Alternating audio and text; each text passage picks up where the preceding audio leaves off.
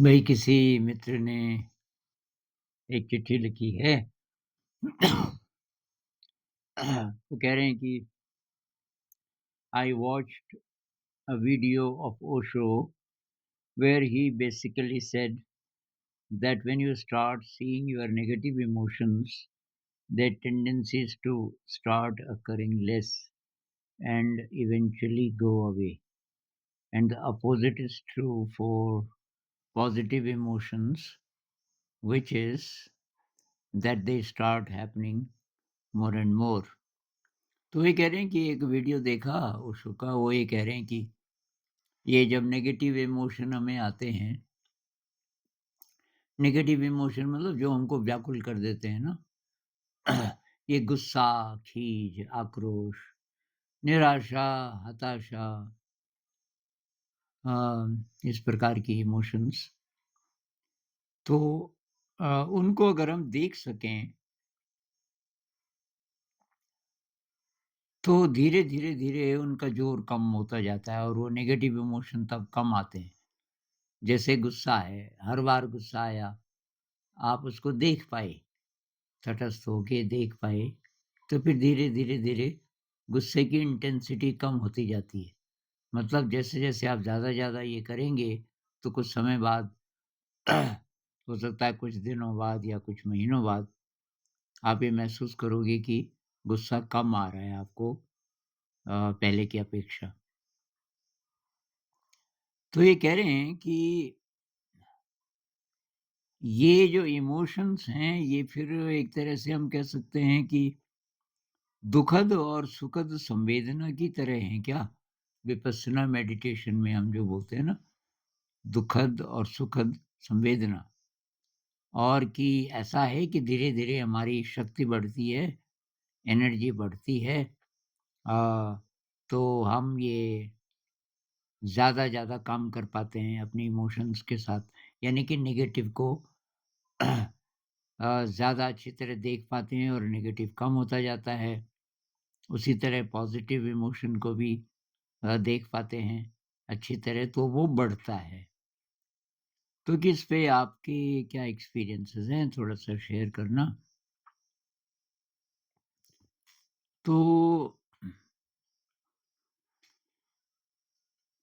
ये जो हम इमोशन बोल रहे हैं ना, तो ये कहाँ महसूस होता है? मान लीजिए मुझे गुस्सा आया, कैसे पता चलता है गुस्सा आया? तो कुछ होता है, गले में, छाती में, तो वो संवेदना तो है। कोई भी इमोशन जब हम महसूस करते हैं, तो शरीर में ही उसको महसूस कर पाते हैं। मन के स्तर पे तो विचार होता है पहले, पहले कोई विचार आता है और विचार आता है, उसके बाद फिर वो विचार इमोशन बन सकता है और फिर वो अचानक बड़ा भी हो सकता है। अब इमोशन जब वो बना, तो वो नर्वस सिस्टम के थ्रू सारे शरीर में चला गया। इमोशन की स्पीड बहुत ज़्यादा होती है। वो निकलता धीरे-धीरे है, लेकिन आता बहुत जल्दी से है। जैसे आपने अंधेरे में रास्ते में देखा कि साँप है, तो अचानक जो डर लगता है, जो भी आपको आया इमोशन, तो आप फीलिंग कह लो, इमोशन कह लो, ये बहुत रिलेटेड हैं एक-दूसरे से। तो वो जो डर की फीलिंग आई, कह लो इमोशन आया, एकदम से सेकंड्स में सारे शरीर में वो फैल जाता है। फिर अगले ही क्षण आपने टॉर्च जलाया, लेकिन वो पता चला कि साँप नहीं है, बल्कि कोई लकड़ी है उस शक्ल की, जो अंधेरे में साँप जैसा आपको दिखा। अब आप बहुत ज़्यादा रिलीव्ड महसूस करते हैं, आप हँसने लगते हैं, अरे यार! मैं क्यों डर गया? लेकिन वो जो डर की लहर है, जो शरीर में जा चुकी है, वो तुरंत नहीं जाती, वो रहती है काफ़ी देर तक। यही बात गुस्सा है या कोई भी ये इमोशन है, जिसको हम नेगेटिव इमोशन बोलते हैं। तो यार मेरी आवाज़ कम है, अब ये माइक तो बहुत बढ़िया है, लेकिन आवाज़ ही कम है और ये मुझे अभी आता नहीं है कि एडिटिंग करते समय उसकी आवाज़ बढ़ा दो, किसी ने सजेस्ट किया है। छुट्टियों में सब घर गए हुए हैं, टीचर्स। अब जून के एंड में वापस आएँगे तो उनसे सीखूँगा मैं भई ये कैसे करते हैं। क्योंकि आवाज़ ही नहीं निकल रही मेरे गले से ज़्यादा। तो ये जो संवेदना है, जो हम ध्यान में महसूस करते हैं, इसमें और इमोशन में एक फ़र्क ये है कि संवेदना के लिए तो हम तैयार रहते हैं। अब ध्यान में बैठे हैं ना, हमें मालूम है कि कोई न कोई संवेदना महसूस होगी। अब वो अच्छी लगे या खराब लगे, अच्छी लगे तो हम सुखद बोल देते हैं और खराब लगे तो हम दुखद बोल देते हैं। अ, तो उसके लिए हम तैयार रहते हैं और ये भी हो सकता है कि जिसको हम दुखद बोल रहे हैं, कष्टकारी वो एक्चुअली दुःख की अनुभूति ना दे आपको, क्योंकि आप उसको अच्छा मान रहे हो अब। आपको मालूम है कि ये जो कष्ट हो रहा है, पेन हो रहा है, चाहे कितना ही ज़्यादा, किसी कभी-कभी लगता है कि जैसे कोई काट रहा है किसी अंग को, जैसे कोई किसी नस को खींच रहा है। बहुत कुछ लोगों को बहुत दर्द हो सकता है, कुछ को नहीं होता। तो ये मुझे बहुत दर्द हुआ, बहुत बहुत सालों तक होता ही रहा। तो मैं उसको अच्छा मानता था कि ये काम चल रहा है, मतलब मेरा ध्यान ठीक चल रहा है, इसीलिए ये दर्द हो रहा है और दर्द हो रहा है मतलब रिपेयर का काम चल रहा है। मेरा शरीर पहले से बेहतर हो रहा है, तो मैं उसको अच्छा ही मानता था। बल्कि जो सुखद संवेदना है, मैं उससे सावधान रहता था कि भई थोड़ी देर के लिए रहेगा और मुझे इसको पकड़ना बिल्कुल नहीं है। बहुत अच्छा लग रहा है। मैं बोलता था लग ले तो अच्छा, लेकिन मैं तेरे पे चिपकूँगा नहीं, क्योंकि ज़्यादा यूज़फुल वही है, जिसको हम कष्टकारी इमोशन कहते हैं कष्टकारी अ, अनुभव कहते हैं, वो ज़्यादा यूज़फुल है इवोल्यूशन के लिए। अगर हम तो हाँ, तो सेंसेशन के लिए हम तैयार रहते हैं ध्यान में, इमोशन का तो कोई भरोसा नहीं ना, आम ज़िंदगी में इमोशन कभी भी आ सकता है, अनएक्सपेक्टेडली, जैसे गुस्सा। आपका मूड ठीक-ठाक है और आपने देखा कि अ, कोई ऐसी चीज़ हो गई जो आपको बिल्कुल पसंद नहीं है। जैसे कि अ, आपने किसी को बोला था, आप किचन में गए कि यार मैं चाय बनाता हूँ, आपने देखा दूध फट गया। अब ये बात है 2 ढाई बजे की, दूध आ गया था सुबह 8 बजे। आपने किसी को बोला था, भई इसको गरम कर देना और आपने देख लिया कि गरम तो नहीं है, उसकी शक्ल देख के अब आपको अचानक गुस्सा आ गया। अब आपने बुलाया, जिसको आपने बोला था कि गरम किया, कि सॉरी सर मैं तो भूल गई मैं गरम करती पर तब तक ये हो गया, वो हो गया। अब ये जो तब तक आप भी शांत हो गए मतलब आप ये समझ गए कि मुझे ठीक करना है अपने आप को, ये गुस्सा क्यों आया? भाई दूध तो फट ही गया, अब गुस्सा करो चाहे ना करो वो तो सुधरने वाला है नहीं। आप आप अपने को वो ठीक करने लग गए। तो ये अनएक्सपेक्टेडली आया। आप तैयार नहीं थे इसके लिए। ज़्यादातर ज़िंदगी में ऐसे ही होता है। ये इमोशन पता नहीं कौन-सा इमोशन आ जाए, कब आ जाए। अ, बहुत बार हम लिंक करते हैं ना, लिंक करके कुछ लोगों की आदत होती है इनसिक्योर महसूस करते हैं हर समय। तो कोई भी न्यूज़ आई, कोई घटना हुई, उसकी इंटरप्रिटेशन वो ऐसी करते हैं कि जिससे डर बढ़े, कि जैसे कुछ ये ना हुआ हो, वो ना हुआ हो। किसी ने बोला यार आजकल ये ट्रेन्स के एक्सीडेंट्स बहुत हो रहे हैं। आप आपने अचानक बोला कि कहाँ हुआ? कि वो कोई ट्रेन थी ना, पता नहीं कि कौन-सी थी, और वो मद्रास से गुज़र रही थी। मद्रास से कुछ दूर पे। अब तब तक आपको याद आया कि आपका कोई रिलेटिव आ जाने वाला है। मद्रास से नहीं वो आने वाला, कहीं और से, लेकिन ट्रेन में ही आना है उसको। अब आपको डर लगने लगा, कहीं ट्रेन का एक्सीडेंट उस वाले ट्रेन का भी ना हो जाए वगैरह-वगैरह, जो कि इलॉजिकल है, वैसे थोड़ी होता है। भई एक ट्रेन का हुआ एक्सीडेंट तो दूसरी का भी थोड़ी हो जाएगा। लेकिन वो जो हमारी इंटरप्रिटेशन है ना, तो आम ज़िंदगी में किसी भी कारण से ये आ सकता है नेगेटिव इमोशन। लेकिन ये होता है, आप अगर देख पाए, गुस्सा आया, देख पाने का मतलब है कि उसको जड़ तक पहुँचना है, कैसे शुरू हुआ? ये नेगेटिव इमोशन कैसे शुरू हुआ? दूध फट गया, मैं चाहता तो चुप रह सकता था, भई दूध फट गया, कोई भी कारण रहा हो, लेकिन अब दूध तो फट ही गया। अब नाराज़ होके, गुस्सा करके कोई फ़ायदा नहीं है, और इसका कोई फ़ायदा हो सकता है, भई फ़ायदा हो सकता है, इसका पनीर बना लेंगे। अब फट तो गया ही, तो पनीर बन सकता है। तो पनीर बन सकता है, हाँ, बहुत दिनों से पनीर नहीं खाया। तो ये आपने इंटरप्रिटेशन उसकी बदल दी। तो बुद्ध तो यही कहते हैं ना, सिटिंग मेडिटेशन के अलावा पूरे दिन सजग रहो।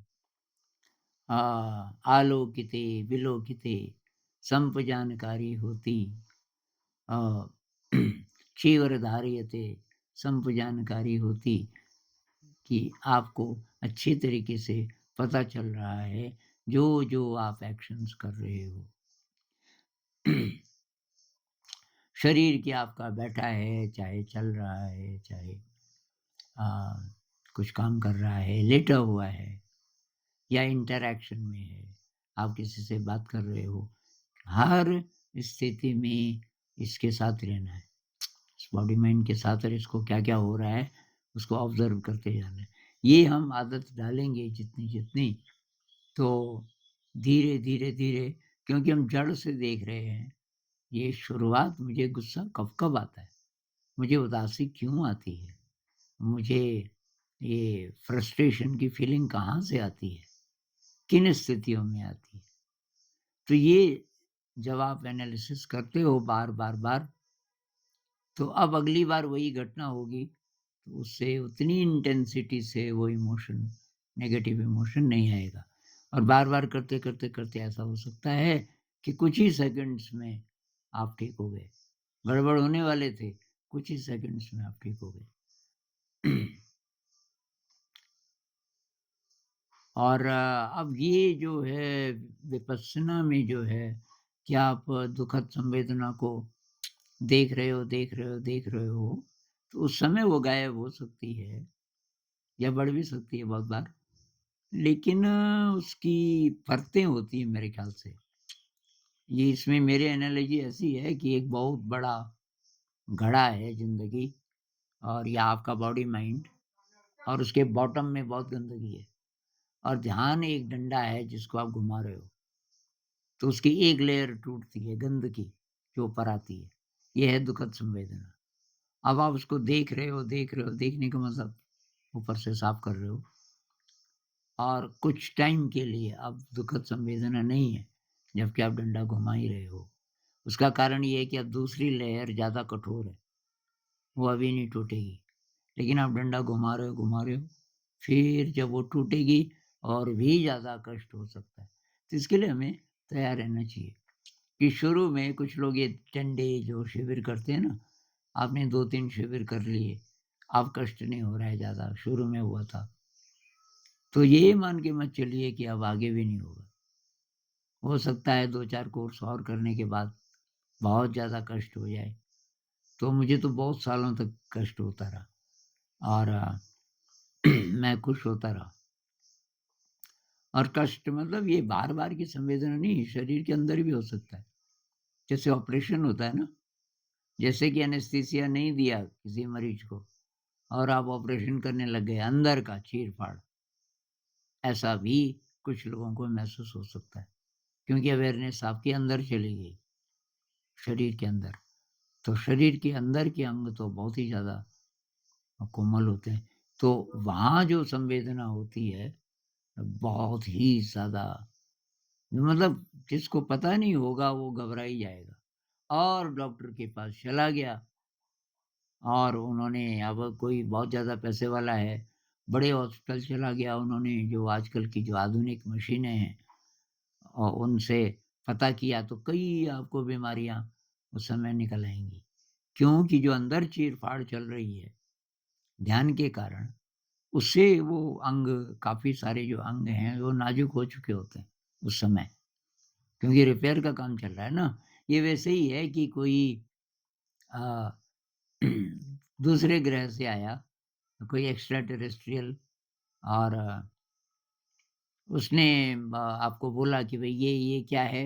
रोड उसको पता है नहीं, अभी-अभी उतरा फ्लाइंग सॉसर से, तो आपने बोला भई ये रोड है, इस पे वाहन चलते हैं मतलब गाड़ी, कि अच्छा, अच्छा। तो कहता है मैं घूमने जा सकता हूँ इस पे? कि हाँ, घूमने जा सकते हो। अब वो जाता है 1 आध किलोमीटर के बाद रोड रिपेयर हो रही है, जगह-जगह खोदा हुआ है, ब्लास्टिंग हो रही है और वहाँ पे वो साइन बोर्ड लगा हुआ है, रुकावट के लिए खेद है, आगे मत बढ़िए। और वो बोलता है कि वहाँ तो बहुत गड़बड़ हो गया, जिसको आप सड़क कह रहे थे ना, तो उसके बाद खत्म हो गई। तो आप बोलोगे खत्म नहीं, वो रिपेयर हो रही है, डरने की बात नहीं है इसमें, अच्छी हो रही है। ऐसे ही शरीर में जब ये होता है, कुछ लोगों से समझता नहीं है। मतलब कोई बहुत ज़्यादा दवाई खाई हो ओसीडी की, बाइपोलर की, किसी मेंटल डिज़ीज़ की, तो वो ऊपर आता है, जो दबा हुआ है ना, मेडिसिन से दबा दिया था उसको। मान लीजिए 6-7 साल से नहीं हुआ, 6-7 साल पहले आप बहुत ज़्यादा एंग्ज़ायटी में डिप्रेस्ड रहते थे, वो ऊपर आ सकता है और वो व्याकुल था। तो जितना आराम से कोई रहा होगा ना, जितना जो दुःख से डरता है, कष्ट से डरता है, उतना उसके लिए मुश्किल है। तो तभी तो तपस्या बोलते हैं ना इसको, मेडिटेशन को। और इसमें ये कहानियाँ शायद इसीलिए हैं कि वाल्मीकि ध्यान में बैठा और चींटियों ने अपना घर बना दिया उसके शरीर पे। उसके शरीर पे ये मिट्टी का घर बना दिया। अब कितनी उसको तकलीफ हुई होगी, चींटियाँ खा रही हैं उसके मांस को और उस पे बना रही है।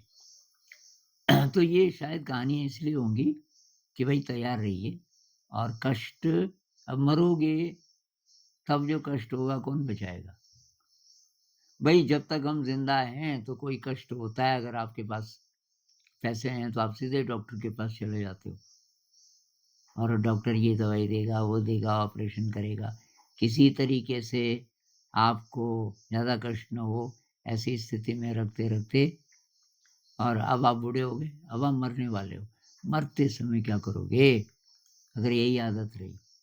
इसलिए जो लोग डोपामाइन के चक्कर में रहते हैं ना ज़िंदगी में, कहाँ से मिले? पोर्नोग्राफ़ी से और ये नशे से और अब थोड़ा जाग गए, अब उनको थोड़ा अक्ल आई। किसी ने बोला ये 10 डे विपस्सना कर दो, ये ठीक हो जाएगा। बहुत मुश्किल है। करते हैं कुछ लोग ट्राई। हाँ, लेकिन तब बहुत ज़्यादा आपके अंदर डिटर्मिनेशन होना चाहिए तभी हो पाएगा और रास्ता भी वही है। जो बाकी ध्यान है ना, वो ऊपर-ऊपर से थोड़ा बाकी का मतलब जैसे यहाँ पे ध्यान लगाओ, तो आपको दर्द नहीं होगा या किसी मंत्र का जाप करो, मतलब अच्छे रिज़ल्ट्स आएँगे, लेकिन उतनी गहराई से अ, आपके बॉडी माइंड में काम नहीं चलेगा, जितना कि विपस्सना से चलता है। मुझे ये इसलिए पसंद है। मैंने एक्सप्लोर किया और भी विधियों को, लेकिन इसमें जो बात है, इसमें जो प्यूरिफ़िकेशन होगा आपका और जितनी गहराई से होगा, उतना शायद ही किसी और में हो, लेकिन हर एक इसको अभी कर नहीं सकता। उसके लिए आपको तैयार अपने को करना पड़ेगा। नमस्कार।